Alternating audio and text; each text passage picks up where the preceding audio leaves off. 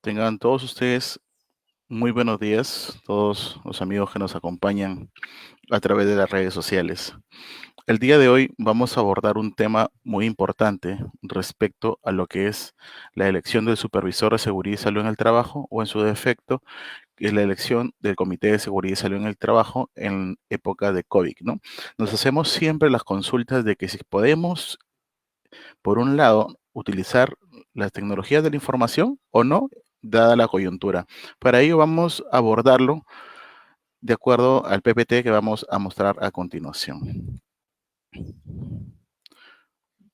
Muy bien, como le referí, el tema central se refiere de cómo elegir un supervisor o conformar un comité de seguridad y salud en el trabajo en tiempos de COVID. Para ello, analizaremos lo que refiere el marco normativo. Para ello, se precisa la Ley 29783, la Ley de Seguridad y Salud en el Trabajo, su reglamento, aprobado por el Decreto Supremo número 005 del año 2012. Adicionalmente, se cuenta con la Resolución Ministerial 148-2012-TR, pero aquí hay que precisar algo importante. Esa es una guía para el proceso de elección, pero para el Estado, para el sector público. Sin embargo, puede ser utilizado como una guía para el sector privado, ¿no? También se cuenta con el Decreto Supremo número 019-2016 y todas sus modificatorias que aprueba este Decreto Supremo, el reglamento de la Ley General de Inspección del Trabajo. Además, se tiene la Resolución Ministerial 448 del 2020, MINSA, como ya es sabido. Esta disposición normativa deroga la resolución ministerial 239 y aprueba el documento técnico denominado Lineamientos para la vigilancia de la salud de los trabajadores con riesgo de exposición a COVID-19. Y finalmente tenemos un decreto legislativo 1499 que establece diversas medidas para garantizar y fiscalizar la protección de los derechos sociolaborales de los trabajadores en el marco de la emergencia sanitaria del COVID-19. Iniciamos. Definamos qué es un supervisor, qué es un comité de seguridad y salud en el trabajo. Como supervisor, de acuerdo a lo que precisa en este caso el reglamento de la Ley de Seguridad y Salud en el Trabajo, señala que es aquel trabajador capacitado y designado por los trabajadores en las empresas, organizaciones, instituciones o entidades públicas. Por lógica, también se entiende que son las empresas privadas, ¿no? Sector privado o sector público, incluido las Fuerzas Armadas y Policiales, siempre que tengan menos de 20 trabajadores. Es decir, la obligación para el Comité de Seguridad y Salud en el Trabajo nace a partir de que el empleador cuente con 20 a más trabajadores.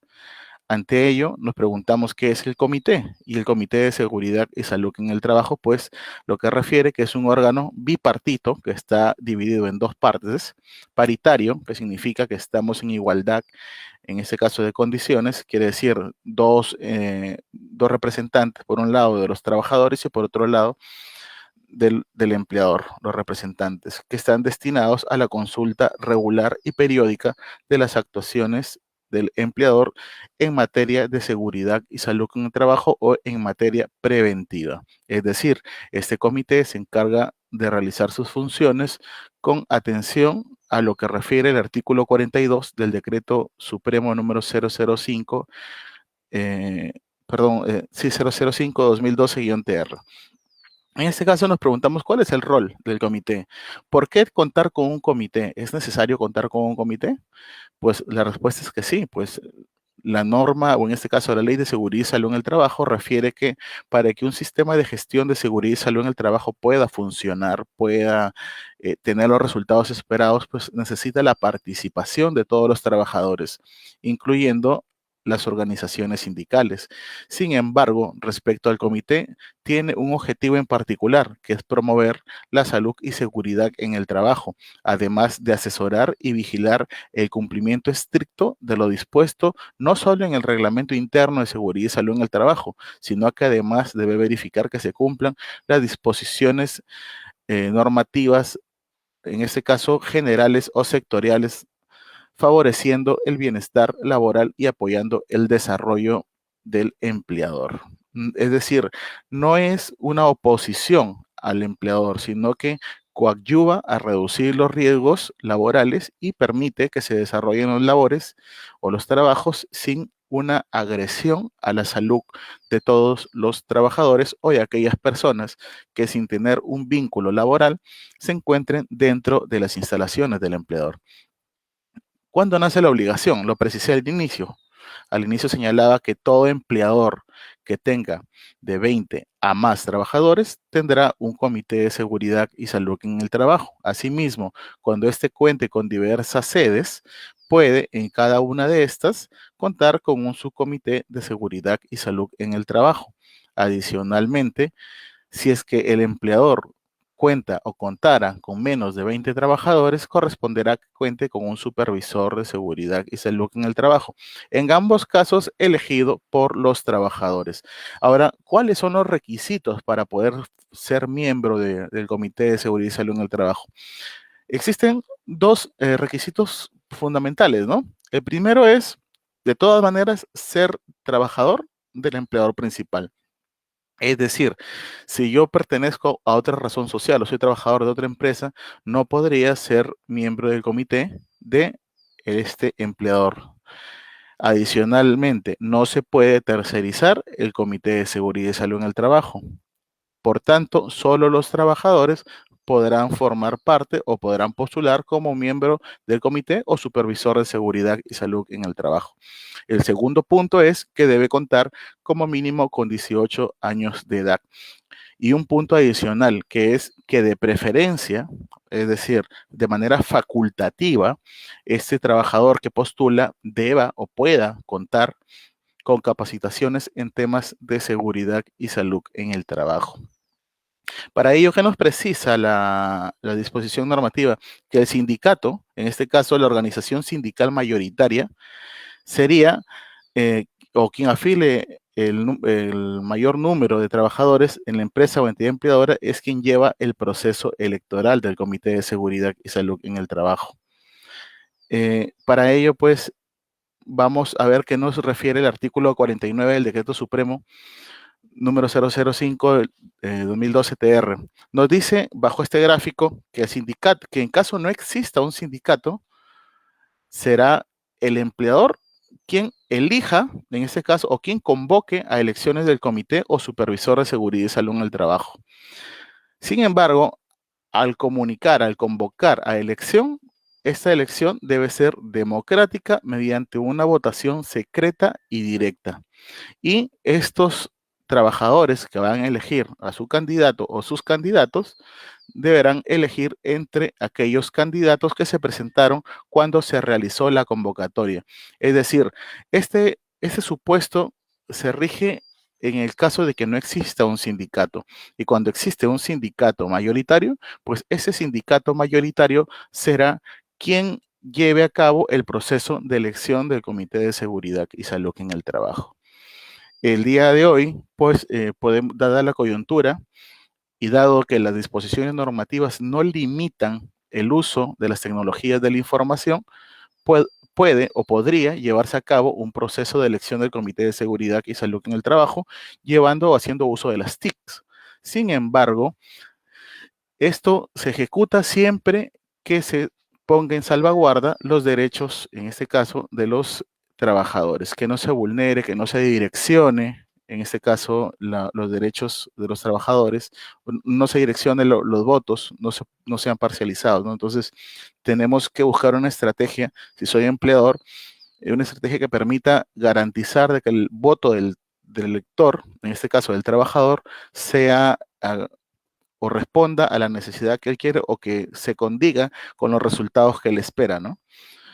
El proceso electoral, en este caso de la convocatoria, nos va a referir o nos precisa la norma que tiene que darse la nominación de candidatos, es decir, presentar la lista de candidatos 15 días hábiles antes de que se convoque a elecciones. Esto es lo mínimo, o es decir, las disposiciones normativas han establecido los criterios mínimos de implementación. Por lo tanto, esos 15 días serán para que pueda haber la difusión, que los miembros puedan ser conocidos y puedan armar una suerte de campaña para que puedan, en este caso, votar por ellos, ¿no? Aquí vamos a mostrar un proceso, vamos a, he tratado de resumir lo que precisa la norma a grandes rasgos aquí del proceso de elección. ¿Cómo inicia? Inicia con la obligación del empleador. El empleador tiene la obligación de contar con un comité o un supervisor de seguridad y salud en el trabajo, dado la obligación estipulada en la ley 29783 y su reglamento en este caso. Si contara con una disposición sectorial en particular, deberá regirse también a lo que precisa esa disposición sectorial. La pregunta principal nos dice, ¿tiene el empleador de 20 a más trabajadores? Si dice no, entonces, ¿qué es lo que corresponde? Que se realice la elección del supervisor de seguridad y salud en el trabajo. Si es que este cuenta, si vamos a que dice sí, si tiene más de 20 trabajadores, entonces nos preguntamos si este empleador cuenta con un sindicato y si es un sindicato mayoritario, ¿no? Si la respuesta es no, el empleador sería quien convoque. Si la respuesta es sí, el sindicato mayoritario sería quien convoque o lleve el proceso de elección del Comité de Seguridad y Salud en el Trabajo, pero de los representantes de los trabajadores. Recordamos que hace un momento precisamos que el empleador tiene una parte, como es paritario, el empleador solamente designa a sus trabajadores entre sus, valga la redundancia, entre sus trabajadores de dirección y confianza. Los designa y los acredita. Sin embargo, para los representantes ante el comité de los trabajadores corresponde un proceso electoral, que en este caso estaría a cargo del sindicato mayoritario o en su defecto por el empleador cuando no existe este sindicato. Ahora, ¿qué corresponde? La implementación de una junta electoral, es decir, de unas personas que se dediquen del proceso de la elección, ¿no? Ante ello ya se hará la convocatoria, se publica una convocatoria en medios masivos, en medios internos, dispuesto en lugares visibles que permita a todo trabajador de este empleador que pueda presentarse, decir cuáles son las pautas para que pueda presentarse, ¿no? Ahora, posteriormente a ello, corresponde la inscripción de los candidatos, es decir, todos aquellos trabajadores que requieran participar, que desean participar propiamente del proceso electoral, del proceso de elección del Comité de Seguridad y Salud en el Trabajo, o como supervisor, corresponderá pues que se inscriban y posteriormente deberá nominarse, en este caso, aquellos candidatos que salieron actos, siempre y cuando cumpla con los dos requisitos principales señalados con antelación, ¿no? Y posteriormente ya se da el proceso de elección a través de una votación secreta y directa por parte de los trabajadores, que aquí, como lo refería al inicio, la norma no limita de que puedan ser de forma virtual, siempre que se garantice el respeto de los derechos de los trabajadores. Ahora, vayamos hablando de los plazos, ya que estamos aquí, ¿no? La norma señala que la nominación de los candidatos será 15 días antes de la elección. Significa que la inscripción mínimo debe ser 16 días hábiles antes de la elección. Por lo tanto, corresponderá que ese trabajador ese mismo día 16 deba revisar, en este caso, a todas las personas que están que se encuentran actos para que puedan postular. Ahora, los plazos ya tendrán que ser manejados a través de, bueno, en este caso lo que se sugiere es que el empleador pueda determinar un procedimiento, un proceso en el cual se señalen los plazos considerando lo establecido por ley, ¿no? Ahora, una vez que pasan al proceso de elección, tampoco existe un plazo determinado por norma, sin embargo, podría ser después de la nominación, después de 15, a los 15 días, ya sería la elección del comité, 15 días hábiles, y la elección, en este caso la instalación del comité o del supervisor, es decir, el inicio de funciones tanto del comité como del supervisor, sería después de 10 días hábiles de finalizado el proceso de elección. En este caso, corresponde que si de ser un supervisor pueda reunirse en principio con el empleador y llevar registros. Por otro lado, si es un comité de seguridad y salud en el trabajo, el empleador va a disponer quiénes son sus representantes titulares y suplentes, y por el otro lado ya se cuenta con los representantes titulares y suplentes, en este caso de representantes de los trabajadores.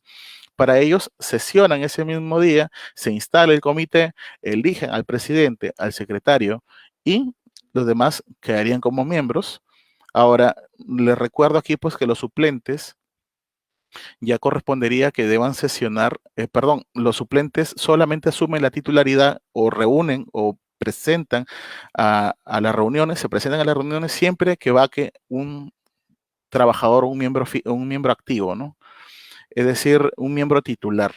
Por otro lado, también hay que recordar que existen disposiciones sectoriales, como por ejemplo en caso de minería, que sí precisa que en caso no esté el titular, el suplente puede hacer sus funciones o podría suplirlo, en este caso, en sus funciones. Después de esa instalación, ya corresponde las reuniones de forma mensual, ¿no? Mensual, todos los meses, ordinariamente, se van a reunir. Además, es necesario recordar que pueden realizar reuniones extraordinarias y podrían reunirse para revisar de repente lo que son accidentes mortales, entre otros que se estimen pertinentes. El proceso electoral, el acto de elección debe quedar registrado en un acta que debe ser incorporado al libro de acta respectivo. Por otro lado, se cuenta con un libro de actas para el Comité de Seguridad y Salud en el Trabajo. Y este libro de actas, perdón, y una copia de este acto de elección va al libro que lleva el Comité de Seguridad y Salud en el Trabajo, ¿no? El comité lo lleva a través del secretario. El secretario es quien tiene a cargo este libro y ahí se apuntan o se agregan todos los acuerdos de cada reunión. Ahora, la norma no dispone que este libro de acta sea fedateado, sea aprobado por notario, no se ha dispuesto eso en un cuerpo normativo. Sin embargo, queda como una potestad del empleador para que pueda llevarlo y hacer firmar o legalizar este libro, ¿no? Además tenemos, como lo precisé, que el empleador va a designar a sus representantes. Si por un lado los trabajadores eligen a sus representantes, por otro lado se tiene de que el empleador designa propiamente a sus representantes. ¿Quiénes son esos trabajadores? ¿Entre quiénes los elige? Pues los elige entre el personal de dirección y confianza. Y de acuerdo a los criterios que estime pertinente, de acuerdo al, al criterio, en este caso, que tenga el empleador, ¿no? Ahora, el proceso de instalación, ¿cómo se lleva a cabo? En principio, este proceso de instalación es convocado por el empleador, quien tiene que brindar en este caso las instalaciones del comité para la sesión del comité. Ahora, en esta coyuntura pueda utilizarse de repente a través de videollamadas, de conferencias virtuales, sesionar, brindar las condiciones, el empleador necesariamente brinda aquellas condiciones para que el comité pueda sesionar si que existe, por ejemplo, un trabajo remoto, ¿no? No necesariamente tiene que ser presencial. Y si es presencial, deberá conservarse el distanciamiento social establecido por ley. Ya saben que el mínimo de distanciamiento debe ser de 1 metro y adicionalmente contar con las medidas de protección pertinentes. El acto de constitución e instalación, así como toda reunión, todos sus acuerdos deberán estar asentados o deberán estar registrados en el libro de actas correspondiente. Ya sabemos que hay 2 libros de acta, los cuales se llevan para un comité de seguridad y salud en el trabajo. ¿Qué cosa debe contener mi acta de instalación? En principio, identificar plenamente al empleador. Ahora, en adición, debemos colocar los nombres y cargos de los miembros titulares. ¿Quiénes son los miembros titulares? ¿Cuál es el puesto que tiene dentro de la institución o empresa?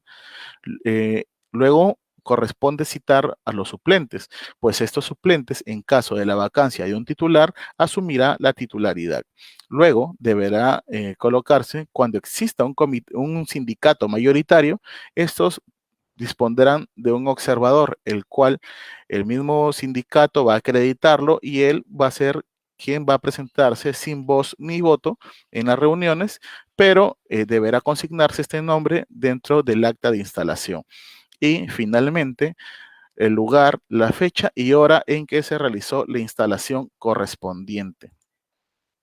Ya sabemos que la estructura, tal como lo habíamos precisado, la estructura del comité responde a la elección dentro de los titulares al presidente, al secretario y los miembros. Cuando hablamos del presidente, entre los mismos titulares elegimos por votación al presidente y asimismo la norma ha dispuesto que por un lado podría ser el supervisor de seguridad y salud en el trabajo, es decir, el especialista de seguridad o el especialista del servicio de seguridad y salud en el trabajo puede ser el secretario. Sin embargo, si no forma parte del comité, el comité puede elegir uno de los miembros como secretario. Ahora, en adición, el empleador debe dotar de ciertos distintivos para que puedan visualizar o identificarse plenamente quiénes son los miembros del comité. Adicionalmente, de que podrá tomar estrategias de difusión para que los trabajadores puedan conocer a sus representantes.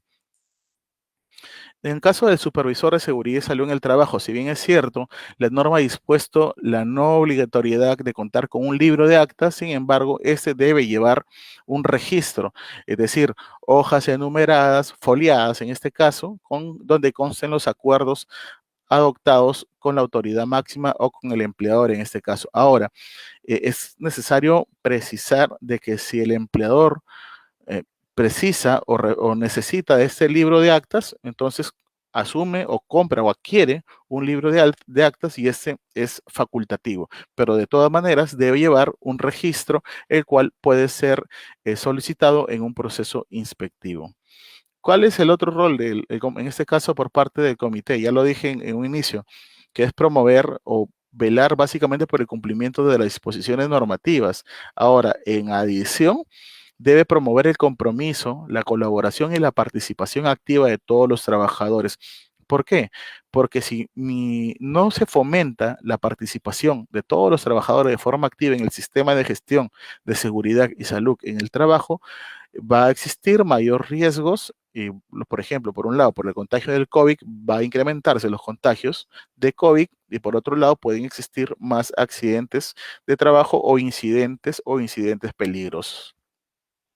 Ahora, eh, el comité tiene ciertas funciones. Entre las funciones que tiene es el de aprobar el reglamento interno de seguridad y salud en el trabajo, pero la obligación de contar con un reglamento interno de seguridad y salud en el trabajo nace siempre que el empleador cuente con 20 a más trabajadores. Si no cuenta con 20 a más trabajadores, entonces sería facultativo el implementar o contar con un reglamento interno de seguridad y salud en el trabajo.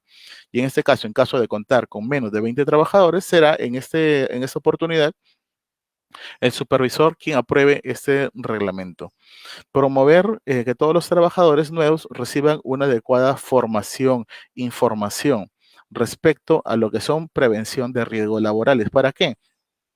Para que se evite en este caso los accidentes de trabajo, para que reduzcan los índices o las incidencias en ese caso o la siniestralidad. Además, deberá conocer y aprobar el plan anual del servicio de seguridad y salud en el trabajo. Es decir, todo empleador, en principio hay que recordar que todo empleador tiene la obligación de contar con un servicio de seguridad y salud en el trabajo, que este servicio estaría compuesto por un especialista en seguridad y salud en el trabajo y un especialista o responsable de la parte de la salud ocupacional, es decir, un profesional de la salud. Dada la coyuntura, puede revisarse el anexo número 1 de la resolución ministerial 448-2020-MINSA. Ahí se podrá estipular qué tipo de profesional de la salud correspondería dado el estado de emergencia, ¿no? Además, se debe vigilar el cumplimiento de las disposiciones normativas, participar en la elaboración y puesta en práctica de políticas, de los planes, de la promoción de la salud, en este caso. Entre otras funciones, tiene lo que es realizar inspecciones periódicas. Estas inspecciones deberán ser, revisar, por ejemplo, los ambientes, la maquinaria, la dotación de equipos de protección, la fiscalización, en este caso, de los registros que se estén llevando de acuerdo a ley. Ahora, existen unos registros que son 8 registros y se encuentra la obligación consignada en el artículo 33 del reglamento de la Ley de Seguridad y Salud en el Trabajo. Y esos tienen que estar con arreglo a la disposición que refiere el contenido mínimo obligatorio, en este caso la resolución ministerial número 050-2013-TR. En adición, deberá realizar investigaciones en accidentes mortales, que se deba reportar las incidencias de los accidentes de trabajo, lo que es las actividades trimestrales del comité, también debe reportarlo, debe llevar, en este caso, un libro de actas que debe contener el control del cumplimiento de todos sus acuerdos, es decir, se registran aquí los acuerdos y tiene que notificarse al empleador para que puedan implementarse en la brevedad posible. Además, deben reunirse de forma ordinaria todos los meses y de forma extraordinaria cuando las circunstancias así lo exijan. Adicionalmente, pues como ya referí esta resolución ministerial 448, pues esta disposición legal aprueba, en este caso, precisa que el comité debe aprobar y realizar el seguimiento del cumplimiento del plan de vigilancia, prevención y control del COVID en el trabajo.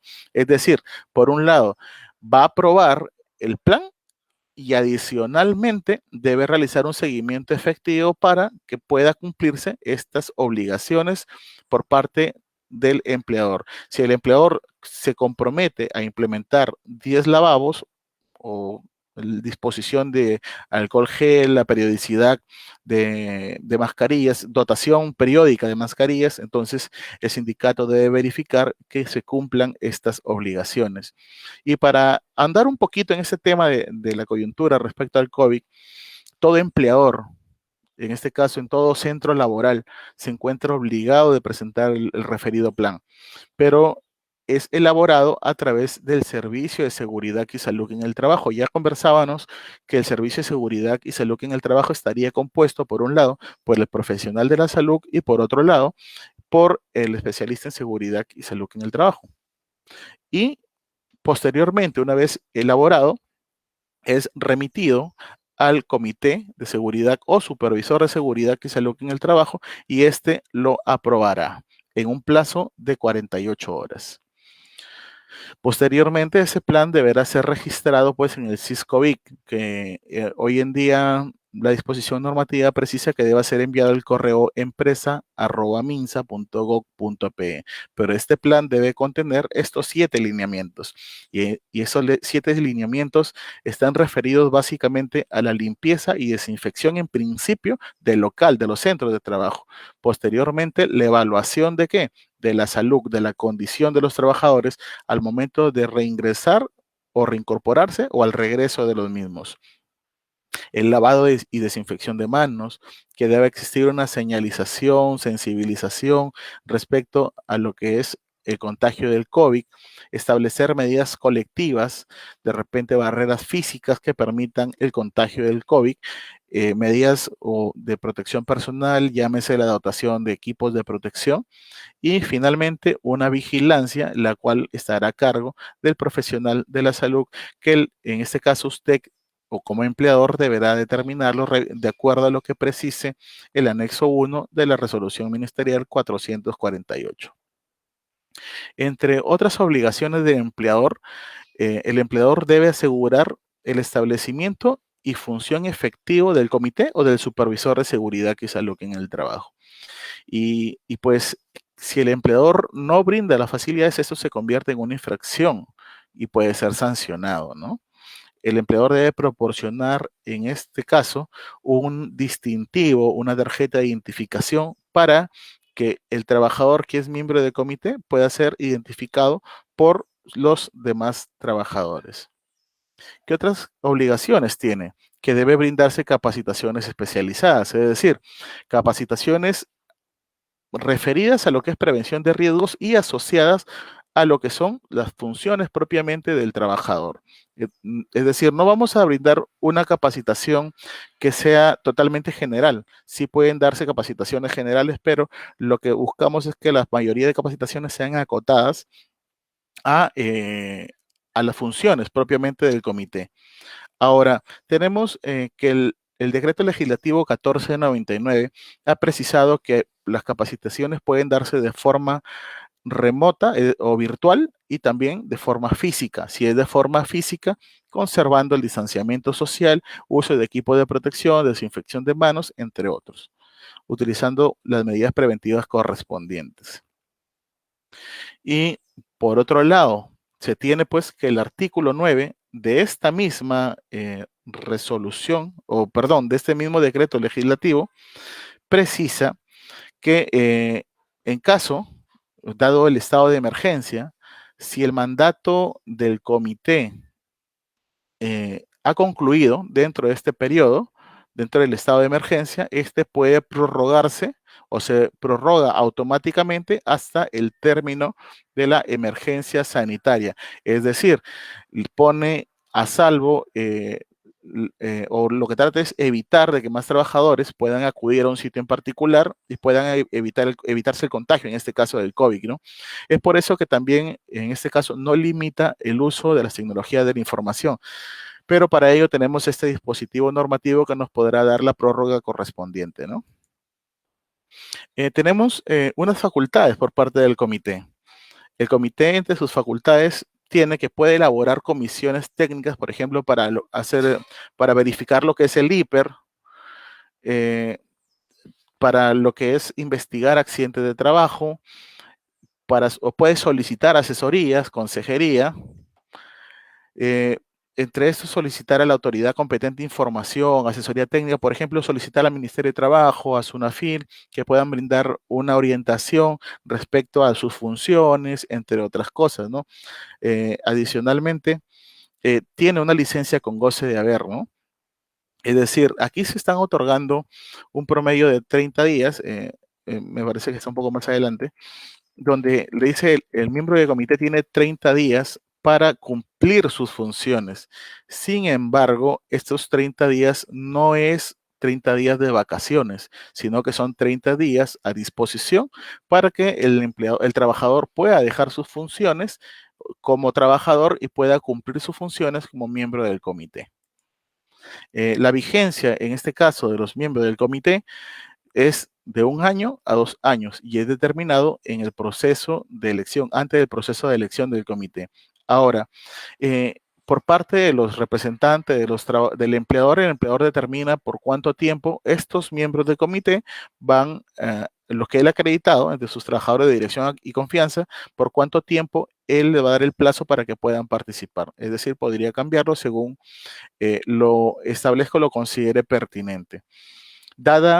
Reiteramos, dada la coyuntura, dado lo que refiere el artículo 9 del decreto legislativo 1499, en caso el comité, su vigencia concluya o finiquite dentro del estado de emergencia, este puede prorrogarse, es decir, los miembros del comité seguirán sesionando de manera normal hasta concluir el estado de emergencia, para lo cual el empleador ya tendrá que tomar las acciones pertinentes, considerando los plazos para que pueda elegirse de forma inmediata el Comité de Seguridad y Salud en el Trabajo.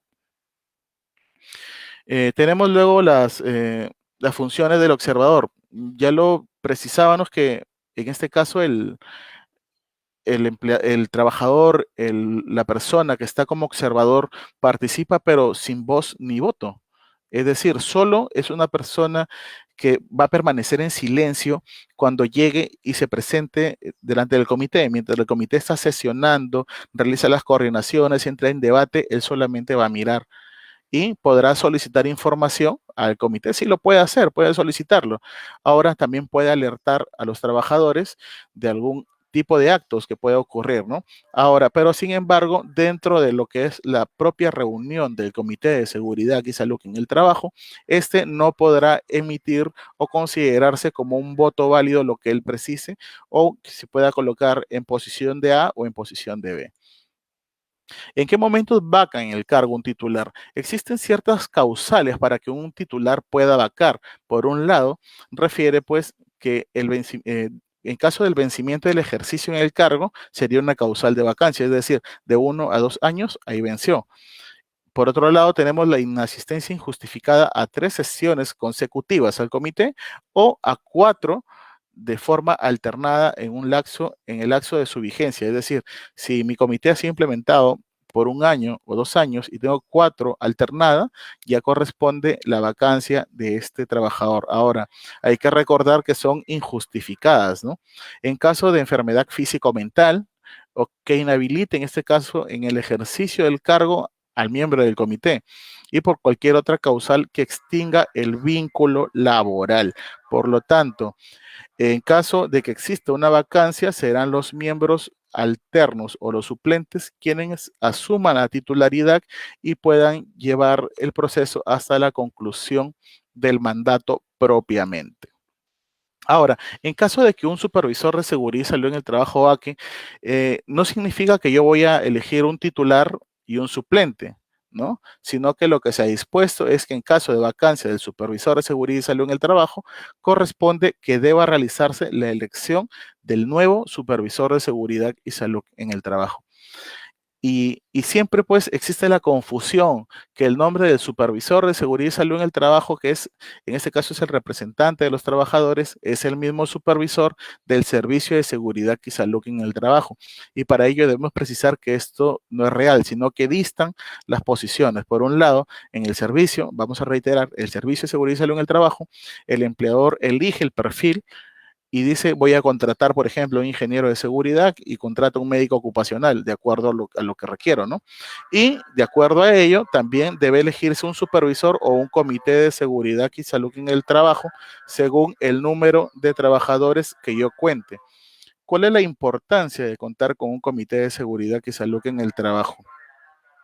La importancia del comité de seguridad y salud en el trabajo radica en que es un órgano bipartito que se encarga de realizar un asesoramiento, consulta por parte del empleador, ya sea por parte de una empresa privada o por parte de una empresa pública, que básicamente se encarga o se dirige a lo que es velar por el cumplimiento de las disposiciones normativas.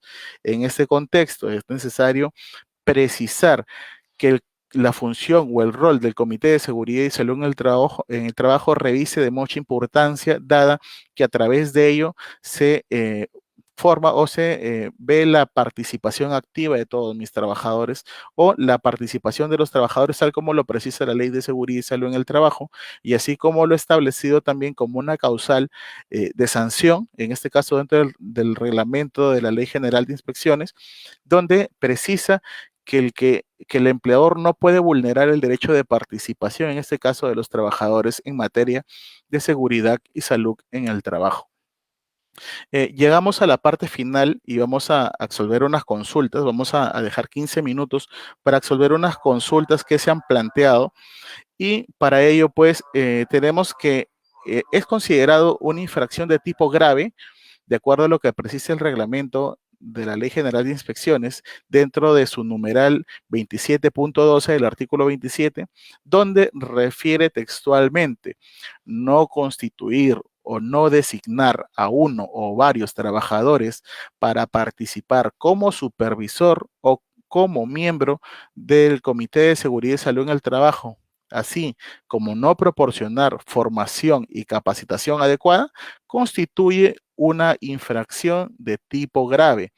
Por tanto, hay que recordar que la tabla de sanciones es necesario tener el número, en este caso, de trabajadores que van a ser afectados, adicional el tipo de empresa y de acuerdo al tipo de infracción se podrá obtener, en este caso, la infracción que corresponde.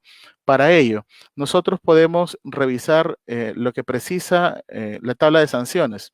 Y la tabla de sanciones nos tiene, pues, por un lado, cuando una empresa es no MIPE, corresponde de que por ejemplo, tenemos una infracción de tipo grave y tenemos una empresa no MIPE que tiene de 101 a 200 trabajadores.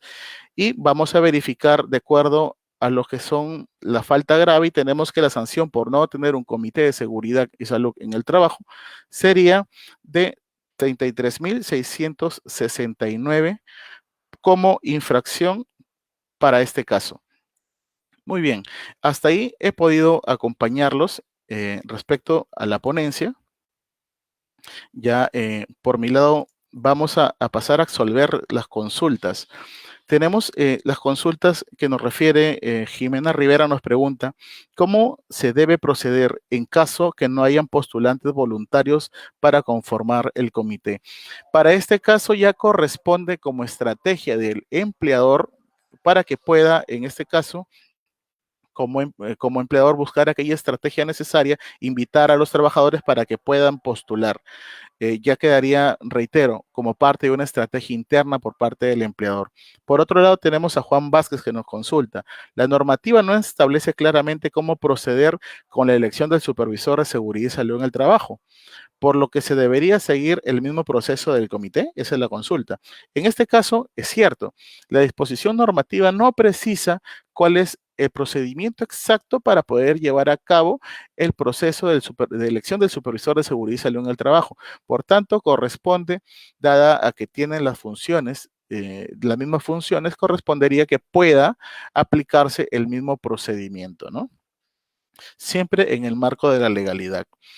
Benji Herrera nos consulta, ¿quiénes deberían conformar el comité electoral para las elecciones del comité? En este caso ya corresponderá, pues si es el sindicato mayoritario quien lleve el proceso, podrá elegir entre los afiliados. Por otro lado, si corresponde por parte del empleador, buscará a personas que sean totalmente imparciales para que pueda llevarse un proceso de manera adecuada. Tenemos a Yomaira Sánchez, nos pregunta, ¿existe algún tipo de registro que se deba realizar de la elección del supervisor de seguridad referente al Ministerio de Trabajo o a la SUNAFIL? Sí, hay una disposición, bueno, no que se registre en Ministerio de Trabajo o SUNAFIL, pero sí existe la obligación de que deba colocarse o acreditarse dentro de planilla, dentro del T-registro. Eso sí existe como una obligación. Ahora, sin perjuicio de ello, puede que exista una ordenanza regional en la cual sí se disponga dicha obligación. Recuerdo que hace unos 2 años atrás, eh, revisé y existía una obligación en Lambayeque, donde se disponía que todos los de este sector de Lambayeque deban las empresas acreditar sus miembros de comité dentro de la Dirección Regional del Trabajo. En realidad, ahorita no sé si estará vigente esta disposición, ¿no? Tenemos María Anchirraico. Dice, ¿por cuánta gente debe ser conformado? Muy bien. Luego vamos a responder esta parte. Nos ha hecho 3 consultas o 2 consultas. Está conformado el comité mínimo por 4 y hasta un máximo de 12 miembros, que en este caso serían 2 titulares para los representantes de los trabajadores y 2 titulares para los representantes del empleador, sin perjuicio de a ellos sumarles a los suplentes. Luego nos pregunta, ¿quién sería el observador en caso no haya sindicato? En caso no haya sindicato, no amerita un observador. Recuerden que la norma señala que en caso de existir un sindicato mayoritario, el sindicato mayoritario tiene la potestad de poder designar a un observador. En este caso, si no hay sindicato, no correspondería un observador. Alex Vargas nos consulta, ¿un representante del sindicato puede formar parte del Comité de Seguridad y Salud en el Trabajo? En efecto, si él postula y queda como ganador dentro del proceso de elecciones, entonces este puede ser un miembro del Comité de Seguridad y Salud en el Trabajo. Ahora, por otro lado, se tiene a los representantes de los trabajadores, del empleador, que es distinto a la parte de la masa trabajadora. Entonces aquí hay que tener mucho cuidado.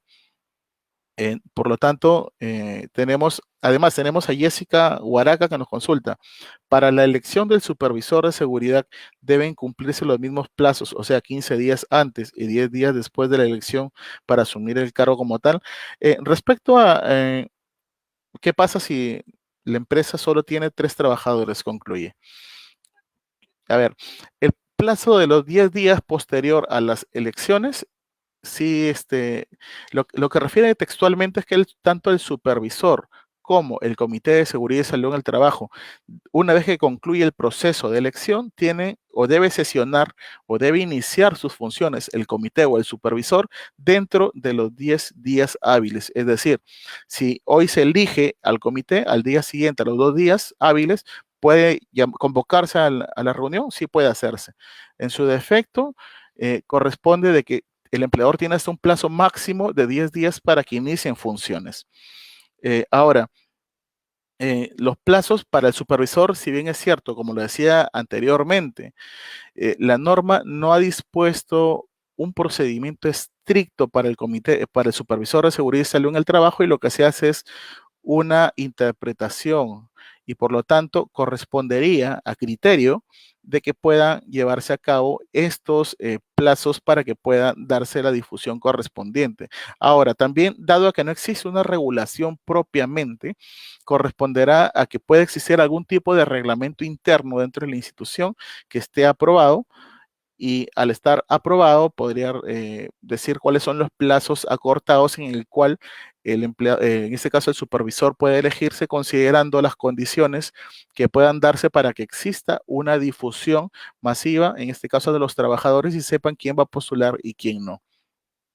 Tenemos a Jenny Chan, nos consulta. eh, la inscripción y la nominación puede ser en 16 días antes de la elección, o el plazo es por cada etapa. No, aquí lo que señala el plazo es que la nominación de los candidatos, o sea, una vez que yo presente la lista, esta lista debe darse 15 días hábiles antes de que se lleve a cabo el proceso de elección. Es decir, días hábiles son en este caso, ¿no? En principio yo puedo convocar a elecciones 16, mínimo 16 días hábiles antes de la elección. Ahora, al día siguiente tendría que estar nominando quiénes son los candidatos aptos para que pueda llevarse a cabo el proceso de elección. Ahora, digo quiénes son los postulantes aptos, y a los 15 días hábiles corresponde que se lleve a cabo el proceso propiamente de elección. A esos plazos se refiere. No es que a cada etapa tiene que ponérsele 15 días hábiles. Finalmente tenemos nuevamente Alex Vargas. Dice, si una empresa principal contrata a una empresa tercerizadora para que se realice su actividad principal, ¿estos podrían formar un sindicato en la empresa principal? A ver, hay que recordar pues que existen diferentes tipos de sindicato. Bueno, no estamos hoy dando una capacitación respecto a sindicatos. Sin embargo, hay que recordar que existen entre las diferentes modalidades de sindicato, las diferentes formas, corresponde un sindicato de empresa, que en este caso, por no ser trabajadores del sindicato de empresa, no pueden formar un sindicato para esa empresa, pero sí podría ser por actividad. Y para ello sí estaría facultado, pero, por ejemplo, sería sindicato de construcción civil. Todas las empresas de construcción civil pueden formar un solo sindicato, ¿no? Por la actividad propiamente, pero no dentro de una misma empresa, por no encontrarse dentro de la planilla, ¿no? Bien, eso sería todo conmigo. Recuerden que pueden establecer también sus consultas a través de las páginas de consultas de Sunafil, para que puedan dilucidar cualquier otro tipo de información o de controversia que puedan tener. Conmigo será hasta una próxima oportunidad. Que tengan un buen día. Hasta luego.